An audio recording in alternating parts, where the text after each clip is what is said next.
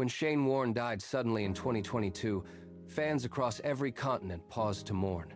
They didn't just mourn a cricket player. They mourned a man who had rewrote the rules of the sport and left a mark that still echoes decades after he first stepped onto the pitch. His story isn't just about wickets and records. It's about proving that even when everyone counts you out, even when you make every mistake in the book, you can still change everything. But Warne didn't start as a guaranteed legend. He earned his spot on the Australian national team in 1992, and from day one, every part of his game was questioned. He struggled with fitness. Extra weight drained his stamina, and commentators openly wondered if he could last 5 days of test match cricket. He struggled with consistency. He leaked easy runs in matches that should have been locked down before lunch. Every mistake played straight into the hands of his critics. They said he was too rough around the edges. They said he didn't have the discipline to compete at the highest level. They wrote him off completely before he ever got a real chance to prove what he could do. What no one knew was that Warne carried two things no other bowler in the world had: a fearless belief in his own gift and a willingness to do things differently, no matter what anyone said.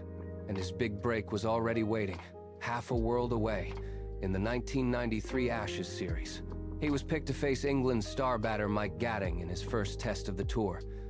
The crowd hummed with boos when he walked to the crease to bowl. Gatting shifted his weight, ready for a standard spin delivery, his bat already lifted to drive it into the outfield. No one expected what came next. In his very first ball of the entire series, Warne released what would become known forever as the ball of the century.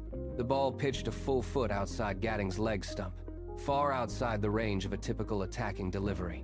It spun so sharply and so late that it turned past Gatting's waiting bat before he could react. It hit the off-stump clean, sending the bails flying into the air.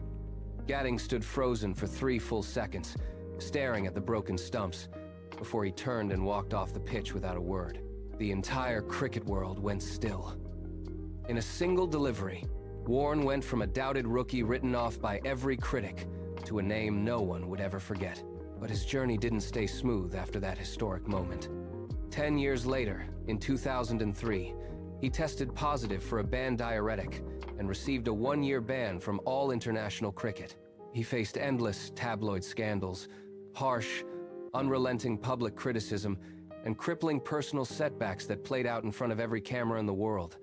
Most athletes would have faded from the game, broken under the weight of that pressure, or walked away for good.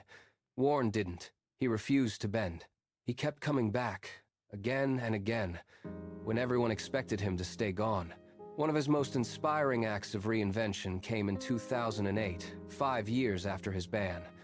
He came out of retirement to captain the Rajasthan Royals in the very first season of the Indian Premier League. Every cricket pundit picked the team to finish dead last. They were a ragtag group, young, untested rookies mixed with a handful of veterans everyone had already written off as past their prime. Warne didn't care about the odds. He worked one-on-one with every rookie on the squad, breaking down bowling and batting until they understood the game the way he did. He let his players make mistakes without yelling, without shaming, trusting them to learn and grow. He turned that collection of no-names into a cohesive, fearless unit that played with more heart than any other team in the league.